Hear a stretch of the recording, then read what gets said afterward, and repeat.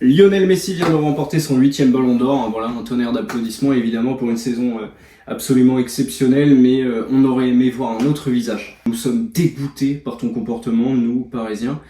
Tu ne nous as pas mentionnés, évidemment. Alors t'es venu préparer ta Coupe du Monde chez nous, on t'a soutenu, on t'a aimé, on t'a supporté, on t'a accompagné, on t'a tout ce que tu veux.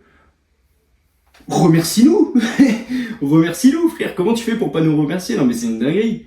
C'est une dinguerie. Déjà, t'es venu chez nous, t'as pris 2 ballons d'or, t'étais nul, mais...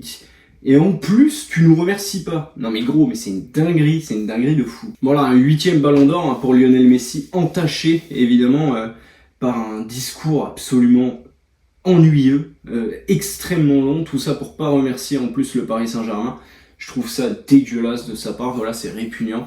Il ne montre pas l'exemple, évidemment, comme d'habitude, depuis qu'il est arrivé à l'Inter Miami, on le voit, voilà, étrangler des mecs, faire des tête-à-tête, le fair play est très important, je tiens à le rappeler, évidemment, pour l'obtention du Ballon d'Or, comme rappelé juste avant la cérémonie, bien sûr, fair play, très important, voilà, on en arrive bien sûr à Emiliano Martinez, on se rappelle de sa célébration absolument répugnante, dégueulasse, dénuée de sens et honteuse, ce qui lui donne aujourd'hui, donc... la veille de la sortie de cette vidéo à peu près, je pense, un trophée, voilà, celui du meilleur gardien de l'année, devant Yacine Bono, voilà, toujours un plaisir, en pensant évidemment que Yacine Bono a fini devant lui dans le classement, au final. Donc voilà, c'est absolument honteux, c'est absolument incompréhensible, c'est indescriptible, voilà, moi je comprends pas perso. De toute façon, tu savais déjà que ça allait être complètement éclaté quand ça commence, numéro 30, Ruben Dias. Voilà, le meilleur défenseur du monde, depuis maintenant, on va dire 2 ans, tu vois. 30e, comment ça 30e? C'est le meilleur défenseur du monde. Tu vas mettre qui devant, du coup? Tu savais déjà que ça allait très mal commencer de toute façon. Personne n'est surpris. Ensuite, Antoine Griezmann, 21e. Ah bon? 21? Bon, pourquoi pas? Tu dis, attends de voir ce qu'il y a devant, tout ça. Lautaro Martinez, 20e. Donc Lautaro Martinez a fait une meilleure saison que Griezmann. Ah bon? Ah bon? Avec la Coupe du Monde, etc., Lautaro Martinez a fait une meilleure saison que Griezmann. Ah bon? Et l'argument Coupe du Monde, il marche pas. Parce que dans ce cas-là, Di Maria, il doit être dans le top 30. Tu vois, Di Maria, lui, il a pas le droit. Ouais, voilà, tu continues avec Lautaro Martinez devant Griezmann. Ensuite, tu descendais encore un petit peu. Tu voyais Emiliano Martinez. Juste après, tu vois, un meilleur classement, bien sûr, tu voyais Bono. Tout ça pour que Martinez, évidemment, soit le meilleur gardien de l'année.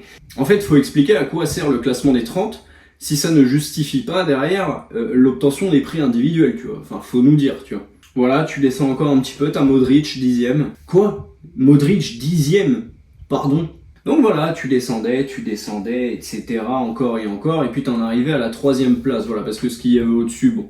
T'en arrives à la 3e place avec Mbappé, voilà, qui comme d'habitude est encore arrivé tout seul, voilà, pas de meuf, pas de pote. Mbappé qui arrive tout seul, qui tire la gueule, presque en retard, qui repart en avance, en tirant la gueule, mais c'est totalement mérité, en fait. Mbappé, il doit faire quoi pour avoir le ballon d'or au bout d'un moment? Frère, Mbappé, il a bientôt 43 ans, il a toujours pas eu le ballon d'or. C'est lui le meilleur joueur du monde, évidemment, tout le monde le sait. Il a toujours pas le ballon d'or, il en a toujours pas eu. Et sur au moins une année civile, personne peut dire qu'il a pas au moins été une fois le meilleur joueur du monde. Genre au bout d'un moment, frère. Ouais, Mbappé, volé, fauché, tout ce que tu veux, voilà. Au moins 2e, quoi. Moi, je voyais Haaland et Mbappé se battre pour la première place. Évidemment, je voyais Messi... allez, 2e, 3e, mais pas premier, pas encore cette année quand même. On en arrive à Haaland, voilà, Haaland qui se fait massacrer sur les réseaux sociaux, etc. Parce qu'il met des tapines, etc. Va les mettre les tapines. Carrément, on te regarde, on t'attend, t'inquiète, on attend. Peut-être on va filmer quand même au cas où, mais vas-y, va les mettre les tapines, t'inquiète. Haaland, pareil, je sais pas combien de buts faut qu'il marque, Haaland, du coup, pour... un jour avoir le ballon d'or lui aussi. On croyait que le duel Mbappé et Haaland allait démarrer cette année, voilà, pour les ballons d'or, et bah pas du tout finalement, parce que Bellingham l'aura avant, bien sûr. L'année prochaine c'est Bellingham, tu vois. Puis on en arrivait après, voilà, première place, Lionel Messi, une coiffure absolument chaotique, catastrophique, mais qu'on enferme son coiffeur par pitié. Après, je sais pas ce que j'ai détesté le plus entre la coiffure de Messi, le pantalon de Bellingham. Voilà, à tout moment il est venu avec Pedri et Gavi, on sait pas, tu vois, ça se trouve ils étaient pas invités, ils sont là. Et bien sûr la veste de Vinicius, voilà, qui est venu faire des tours de magie, voilà, pour détendre un peu l'atmosphère, tu vois, les gens étaient un peu tendus. Mes félicitations aussi évidemment à Haaland pour son superbe titre inventé, pour camoufler pour camoufler le titre de Lionel Messi, comme celui de Lewandowski. Dégueulasse, voilà, rien à dire. Après, la vraie satisfaction de la soirée, vraiment, c'était Speed, avec un live exceptionnel. Il a d'ailleurs franchi les 500K, félicitations sur son record. Speed qui nous a proposé un live exceptionnel, hein. Vraiment, si vous l'avez pas vu, allez voir une rediff ou des moments forts. Il a rencontré Djokovic, il croyait qu'il était joueur du Milan AC. Il a pleuré quand Messi a eu le ballon d'or, il a aboyé sur lui, il s'est moqué de la coiffure d'Haaland, il a dit viva Ronaldo à Emiliano Martinez. J'en passe, hein, bien sûr, j'en passe. C'était un live incroyable. Voilà, moi j'étais en double écran. J'ai plus regardé Speed que la vraie cérémonie, tu vois, parce que bon, les 56, je crois, buts d'Erling Haaland, bon, au bout d'un moment c'est bon, on a compris. Le discours de Lionel Messi, c'est bon, on a compris. L'ascension de Didier Drogba en tant que journaliste ou présentateur télé ou je sais pas quoi, on a compris, tu vois, ça m'intéressait pas, tu vois, c'était très long, c'était très chiant, on savait déjà le dénouement, voilà, c'était pas très intéressant. Félicitations, voilà, quand même à Bellingham, hein, pour son super trophée, son très beau trophée, voilà, pourquoi pas. Meilleur joueur de l'année, voilà, Xavi Simons 6ème. Ces mecs ne regardent pas les matchs, hein. À l'image, hein, vraiment, de Randal Kolo Muani 28ème, alors que Rafael Leao n'est pas là, que Cristiano Ronaldo n'est pas là, tu vois, bon. Aucun show, rien, pas de surprise, un truc plat, des discussions pourries qui étaient déjà scriptées. En tout cas, merci à l'organisation du Ballon d'Or, hein, voilà, qui se déroulait en France, de nous avoir mis l'arrêt d'Emiliano Martinez 28 fois sur le grand écran. Toujours un plaisir, voilà, t'avais qu'à voir la gueule de Deschamps et d'Mbappé. J'avais exactement la même gueule chez moi. Je vois pas pourquoi c'était si important de le mettre 28 fois cet arrêt, parce que le mec a quand même pris 75 buts dans l'année, et il se retrouve meilleur gardien de l'année, tu vois. Moi, excuse-moi, tu prends 75 buts, t'as rien à foutre comme meilleur gardien de l'année pour un seul arrêt ou une seule bonne Coupe du Monde, tu vois.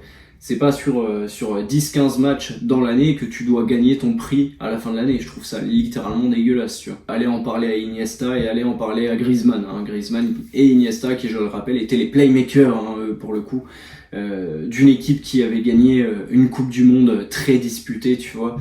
Ce qui n'était pas le cas évidemment de l'Argentine, à part le match contre la France. Un match où, je le rappelle, Mbappé a marqué 3 fois. Le visage d'Mbappé, écoutez, j'avais le même parce que j'ai trouvé cette édition absolument insipide. Il n'y a pas eu de surprise, on savait déjà tout. Merci aux journalistes qui pourrissent le foot évidemment. Bravo à Bellingham pour son ballon d'or qui arrive l'année prochaine. Évidemment, c'est lui qui l'aura avant Mbappé, Haaland et compagnie. De toute façon, Mbappé n'aura jamais le ballon d'or. Voilà, vous pouvez enregistrer cette vidéo, la cut, faites ce que vous voulez avec, mais Mbappé n'aura jamais le ballon d'or. Évidemment, je le rappelle, toutes mes félicitations à Lionel Messi, qui est un joueur absolument exceptionnel, une carrière de folie, une saison de fou évidemment, mais avec ce qu'on a vu autour, tu te disais que cette année, voilà, ça pouvait être différent. Malheureusement, ça ne l'a pas été. En tout cas, voilà, le récap de la cérémonie tel que je l'ai vécu prend fin. J'espère qu'on a été d'accord avec quelques petits trucs. Si c'est le cas, n'hésite pas à liker, n'hésite pas à t'abonner. Moi, en attendant, je vous remercie pour tout, parce que la chaîne grandit très vite. Je vous en remercie encore une fois. Je vous souhaite une très belle journée, soirée, j'en sais rien. On se voit très bientôt. Je vous fais des gros bisous. C'était El Flaco. Prenez soin de vous. À la prochaine.